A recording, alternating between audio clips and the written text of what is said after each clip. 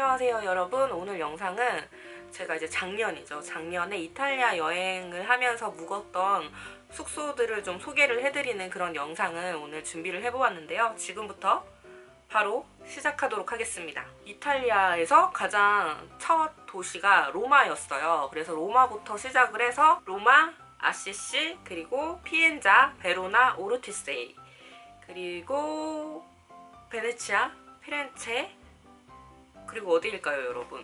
어디지? 피렌체에서 시칠리아라는 그 섬으로 갔고, 팔레르모랑 타오르미나에서 묵었고, 그리고 나폴리, 그리고 바르셀로나, 이렇게 해서 약 3달간의 그런 긴 여행을 했었죠. 우선 첫 번째로 로마 숙소에 대해서 먼저 소개를 해보도록 하겠습니다. 이렇게 공책에다가 제가 적어놨어요. 너무 옛날이기도 하고 너무 좀 시간이 오래 지나기도 했고 가격이나 이런 거를 좀 정확하게 알려드리기 위해서 첫 번째로 로마.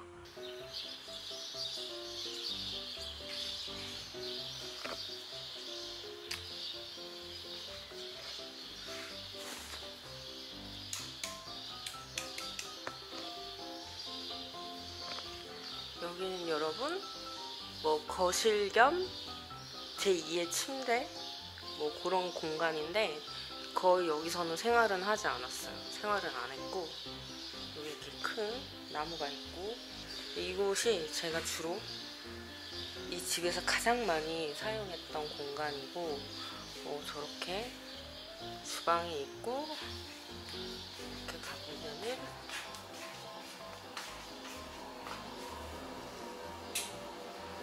화장실은 이렇게 생겼어요. 화장실은 이렇게, 저쪽이 욕실이에요. 그래서 이렇게 샤워기가 천장에 있는 거랑 이렇게 핸들 샤워기가 있고 뭐 그렇습니다. 저쪽 너머에는 이렇게 또 다른 화장실이 있어요. 이렇게 변기가 있고 세면대가 있고 그렇습니다. 아이고.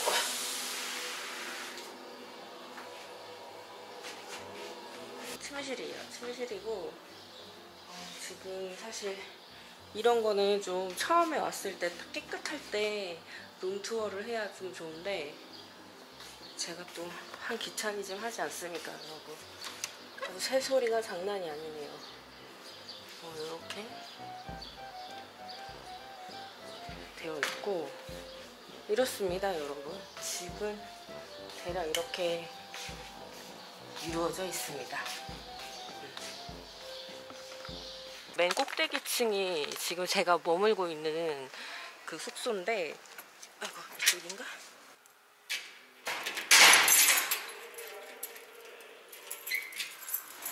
이렇게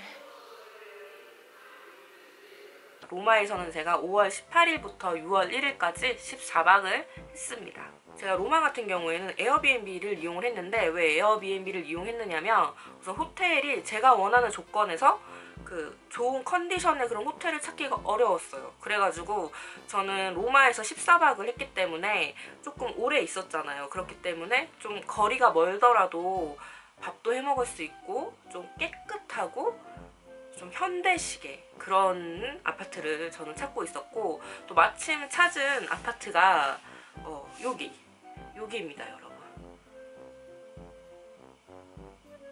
가장 아마 궁금하신 점이 가격일 것 같아요. 가격을 얘기하기 전에 이탈리아 같은 경우에는 유로를 사용을 하잖아요, 통화가. 그렇기 때문에 이 환율에 따라서 조금씩의 그런 차이가 있거든요. 제가 에어비앤비에서 이제 영수증 내역을 보니까 1박당 86,765원인데 제가 14박을 했잖아요. 곱하기 14를 하면 121만 4,708원이 나옵니다. 로마 같은 경우에도 도시세가 있는 걸로 제가 알고 있는데, 제가 묵었던 숙소에서는 도시세를 따로 받지는 않았어요. 이제 에어비앤비 같은 경우에는 이렇게 1박당 가격과 함께 청소비가 거의 청구가 되는 곳이 많아요. 청소비가 없는 경우도 있는데, 확실히 청소비가 있는 경우가 조금 더 그런 관리라고 해야 할까요? 조금 더 깔끔한 그런 느낌이 있긴 해요. 그리고 수수료가, 에어비앤비 수수료가 좀 비싸요 여러분. 수수료가 보니까 135,547원, 그리고 청소비가 27,370원. 이렇게 해서 제가 총 지불한 금액은 137만 7,625원이에요. 근데 거의 1박당 10만원 조금 안 되는 그런 금액을 제가 지불을 했었는데, 사실 집 컨디션은 정말 나쁘지 않아요.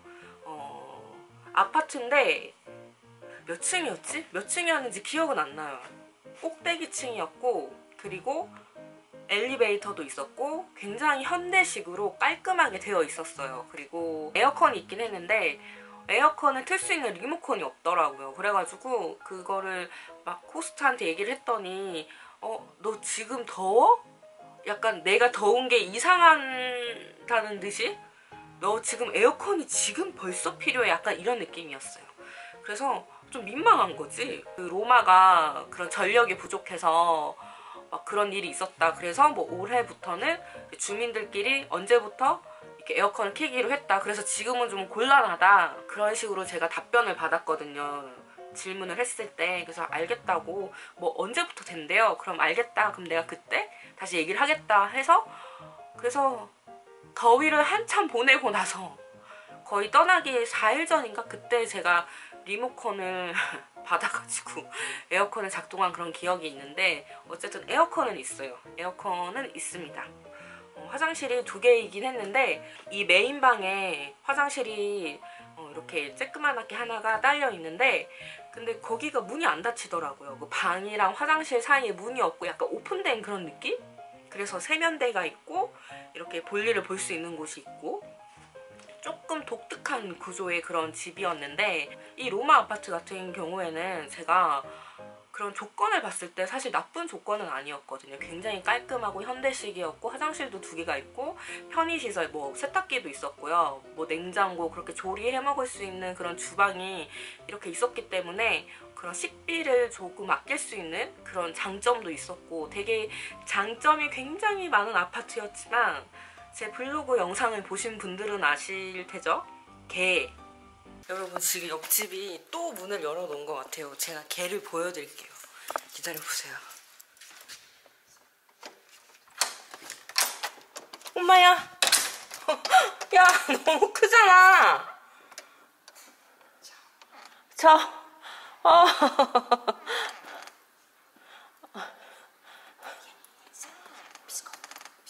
저리 가. 저리 가. 가. 진짜 너무 빅도그야, 빅도그.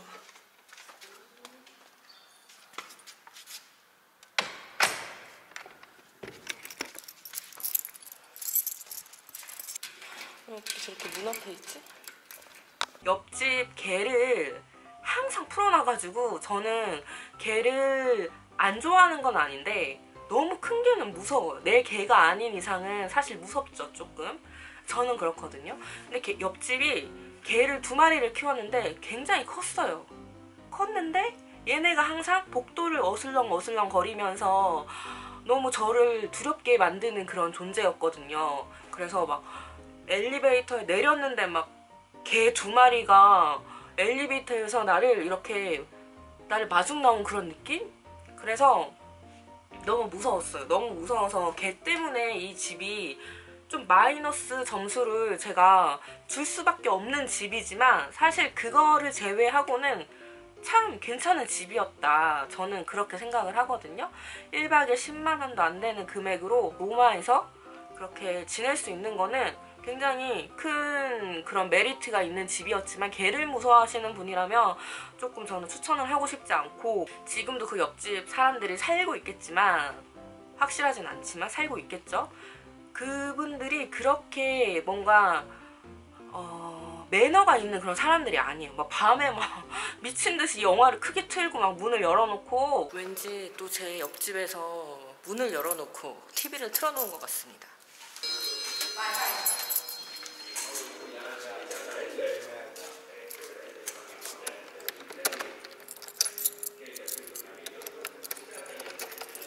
아니, 그리고 TV를 보려면 문을 닫고 보라고. 근데 아무도 뭐라고 안 하더라고요. 그래서 그런 좀 옆집 때문에 이 집은 좀 마이너스이긴 한데 옆집만 아니면 괜찮았다. 정말 위치는 피라미드역이었고요. 제가 만약에 다시 로마를 가게 된다면 저는 또 지낼 의향이 조금 있어요. 사실 개 때문에 무서웠지만 개를 제외하고 나서는 괜찮았어 사실. 그래서 만약에 뭐 부부가 간다거나 연인들이 간다거나 친구들끼리 간다거나 그런 분들한테는 사실 전 추천을 드리고 싶거든요. 근데 또 지금 어떨지 모르겠지만 개라는 큰 장애물이 있긴 하지만 가격 대비 시설 대비 정말 괜찮았다. 그렇게 말씀을 드리고 싶지만 개를 무서워하신다면 절대 가시면 안 됩니다. 아니면은 지금 혹시 뭐 만약에 난 그래도 이 아파트가 너무 깨끗하고 그래서 가보고 싶다 하시는 분들은 그 호스트한테 한번 메시지를 보내보세요. 혹시 옆집에 개를 풀어놓고 아직도 그렇게 살고 있니? 이렇게 한번 물어보세요. 근데 아마 그 호스트는 그렇게 얘기할 거예요. 그 개들은 굉장히 젠틀하고 러블리하다라고 저는 답장을 받았거든요. 그래서 그것도 있었고, 그리고 제가 체크아웃 하고 나서 이제 그 기차역으로 갔는데 기차역에서 이제 기다리고 있는데 막 갑자기 막 그 호스트한테 엄청 막 문자가 오는 거예요. 그 에어비앤비 메시지로 보니까 갑자기 뭐 물이 안 나온다면서 저한테 왜 물이 안 나오냐고, 너 어떻게 했길래 왜 물이 안 나와? 이런 식으로 저한테 그렇게 문자를 보냈더라고요. 메시지를 했더라고요. 근데 제가 그 체크아웃 할 당시에는 물이 나왔거든요. 그래서 좀 되게 당황스러웠던 기억이 있어요. 마지막에 좀 안 좋았어 사실. 그래서 나는 잘 물이 나와서 이용을 했고, 그리고 뭐 나는 화장실도 이용했다. 그렇게 이제 제가 막 메시지를 보내고 나서 한참 후인가? 또 얼마 후에 미안해, 알고 보니까 누가 옥상에서 그 물탱크를 잠근 것 같아, 그렇게 메시지를 받긴 했지만 굉장히 기분이 상했죠. 아니 제가 무슨 그런 억하심정이 있다고 갑자기 막 물을 안 나오게 막 그렇게 할 수 있겠어요 여러분. 그런 조금 안 좋은 마지막 기억이 있지만 그래도 저는 그 집 자체는 나쁘지 않았어요. 그 집 자체는 나쁘지 않았기 때문에 추천을 드리고 싶고요. 개를 좋아하지 않으면 절대 비추하고 약간 이런 해프닝이 일어날 수 있다. 거기서 그리고 기억에 남는 부분이 뭐였냐면은 그 큰 나무 같은 화분이 있어요. 그 화분에 물을 3일에 한 번씩인가 줘야 돼요. 지금도 그 화분을 아마 사용하고 있겠죠? 그 화분을 키우고 있겠죠? 근데 그거를 이제 게스트가 물을 줘야 되는 그런 약간의 번거로움이 있어요 사실. 저는 막 이게 물 주는 거 초반에 사실 깜빡한 거예요. 그래가지고 막 얘네가 너무 막 이 화분이 너무 나무가 너무 막 말라가는 것 같고 그래가지고 한번 제가 메시지를 보냈었거든요. 아니 얘네가 내가 물을 줬는데 자꾸 점점 막 이렇게 말라간다고. 그래서 그러면 사진을 한번 보내줄 수 있니? 라고 해서 제가 사진을 보내줬는데 괜찮아, 이거는 원래 그런 거야 라고 그렇게 또 제가 메시지 답장을 받기도 했었는데, 에어비앤비가 결코 꼭 편리하지만은 않습니다 여러분. 체크인과 체크아웃이 확실히 호텔보다는 조금 불편한 경우가 있어요. 그런 거를 감안하고서라도 만약에 내가 에어비앤비에 묵어보고 싶다, 그런 분들한테는 추천을 드리고 싶고, 그리고 그 집에 제가 체크인을 할 때에는 그 호스트가 저를 맞아준 건 아니고 그 이제 호스트의 친구가 아래층에 살아가지고 그 아래층에 있는 이웃이 저를 체크인을 해줬거든요. 그리고 어떠한 불편한 사항이 있을 때 그쪽에다가 또 얘기를 할 수 있긴 해요. 그렇지만 어쨌든 계약을 한 거는 그 호스트와 저가 계약을 한 거기 때문에 어떠한 문제가 발생을 했을 때 항상 저는 먼저 호스트에게 먼저 말을 했고, 그리고 그런 거 있잖아요. 개가 있어가지고 내가 못 들어가겠다, 막 아니면 뭐 갑자기 뭐가 이렇게 잘 안 된다, 그럴 경우에는 이제 그 아래층 친구에게 가서 도움을 요청할 때도 있었고, 그렇기 때문에 호스트가 거기에 제가 머물 때에는 상주에 있지는 않았어요. 그래서 그 호스트를 제가 한 번도 실제로 본 적이 없습니다. 제 점수는요, 별 5개 만점 중에 3점을 주도록 하겠습니다. 어쨌든 여러분, 선택은 여러분의 몫이에요.